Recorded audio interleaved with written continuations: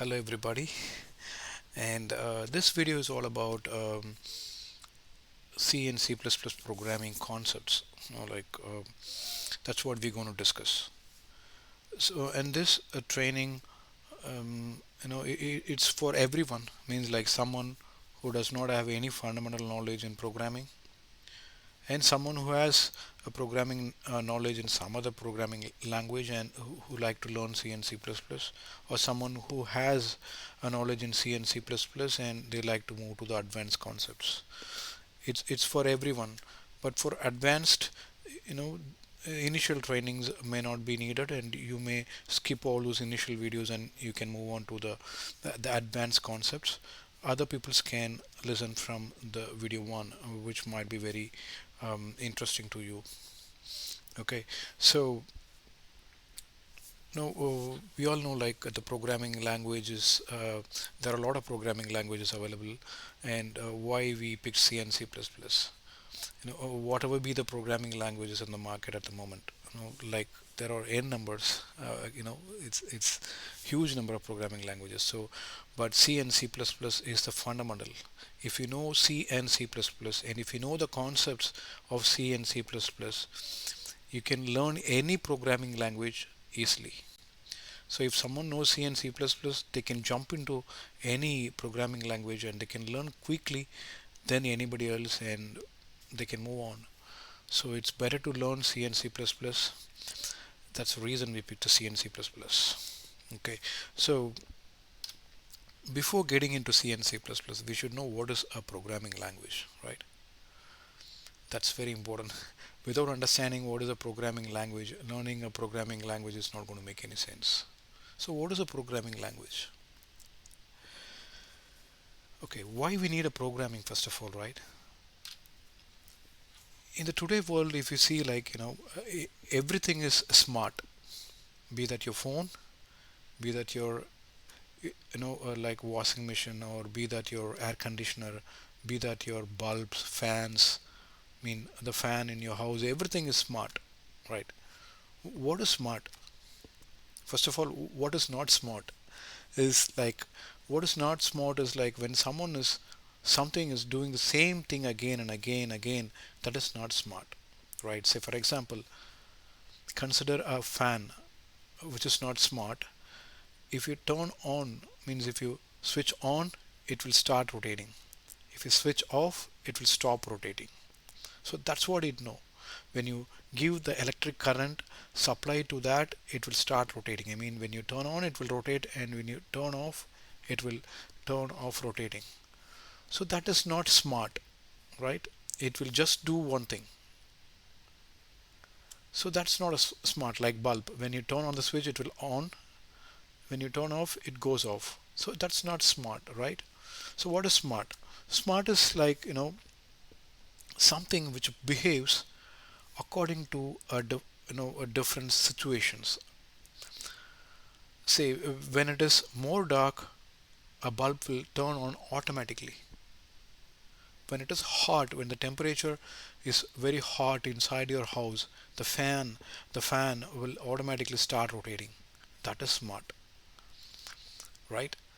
The air conditioner will adjust its temperature. You don't want to set to a particular temperature, it will adjust the temperature on its own. That's smart. Say when nobody is inside your house, all the fans and lights will go off automatically.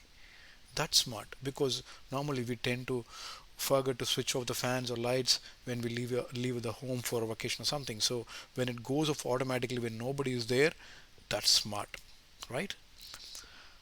So how they are becoming smart? The same fan we had some years back is becoming smart now. How it's becoming smart? So we are adding some electronic gadgets to that to make it smart. So we will program those electronic gadgets to make that smart, right? So we are putting in some electronic gadgets, electronic chips or boards into those devices to make it smart, right? Right. So what are those things actually? What we are putting inside? We are putting inside something like programmable controllers, which are electronic devices, and we program those controllers to control the functioning of those non-smart devices and to make them a smart devices. So as we said, the programmable controller, there comes the programming. We have to program those controllers to make those non-smart devices into a smart devices, right? So those programmable controllers, or in nowadays it's all processors. So the processors or the key, or the core thing which makes a non-smart device into a smart device. To make those processor function, we have to give some instructions in the form of program to make that operate or function those non-smart devices, right? So to know, these processors will know certain instructions, so we have to give those instructions to make it work. So the processors, just they know ones and zeros. Any electronic device will just, or they just know ones and zeros. They are called machine codes, right? So means they are machine known values, ones and zeros. So every electronic device will have some instructions. They work on those instructions. So those instructions will be ones and zeros. So we cannot write those ones and zeros, and there is an abstract to those ones and zeros in the name of symbols, mnemonics, some codes. We use those codes instead of ones and zeros, and those codes, mnemonic codes, they are called it as assembly language. You can note down these things, like it might confuse you, like when we go through it will be quite easy and quite interesting to listen, but it's better to note down those names, no words like assembly language. What is assembly language? Is set of mnemonics or set of codes that processor can understand. Even processor won't straight away understand those codes. Those assembly codes will be again converted to machine code. That machine code will be read by the processor. So there will be some tool which is called assembler tool or something that will decode, or that will read those assembly language, and they will convert them to the machine language. Okay, so here we go. So this is what we have been discussing about, the last one, which is machine language, right? And the above one is, you just forgot about the speed of execution, code density, and all those, the which is or in yellow, which will be, we will be discussing it later. But for this video, we just consider or concentrate on this machine language, assembly language, and high level language. So machine language is the one which the processor can understand. Assembly language is bit higher than the machine language, which is easier than the machine language to remember and also to program or to write certain instructions in a line, means set of instructions, and it's easy to do it. Then high level languages is higher than this mnemonics, because mnemonics is also hard to understand, hard to remember, and this high level language is more or less closer to what we speak, right? Print, display, something like that will comes in.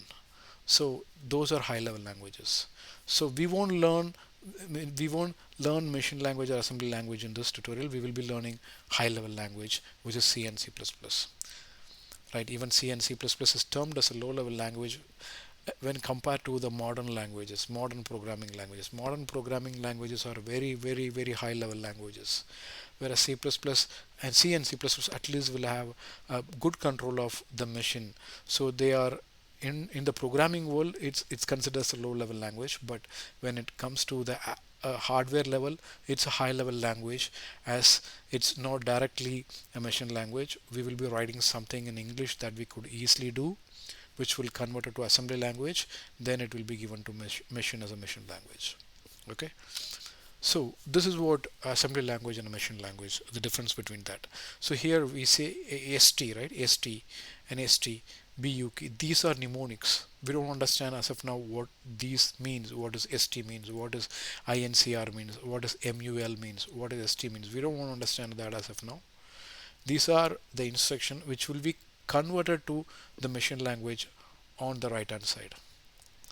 So is that possible for us to write that 0 0 1 1 0 0, to remember all those things and to write those things is not quite easy.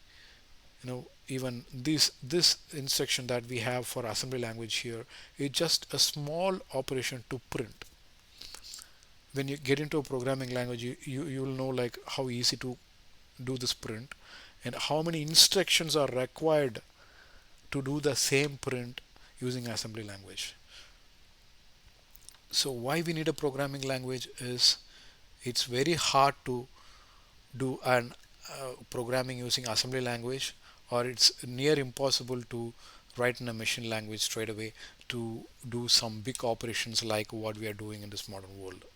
So that's the reason we need a programming language which makes us which makes it easier for us to write a programming whatever that we want to do, what are the functionality that we want to do, like switch on the fan or switch off the fan, or whenever nobody is there in the house, switch off all the utilities, something like that. If we want to perform, then we can write using our programming languages.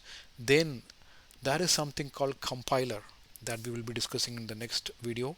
That compiler will compile those programming instructions, the instructions that we write into an assembly language, and later the assembler will convert this assembly language into a machine language. So this is the process, right? As we discussed here, the high level languages will be converted to assembly language. The assembly language will in turn will convert to machine language.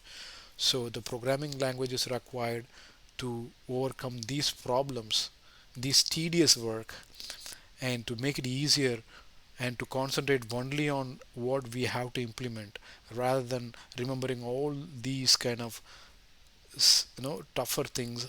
The programming language came into practice. That's it for today, and we will meet in the next video, which will be more about compiler and all those things. Thanks everybody.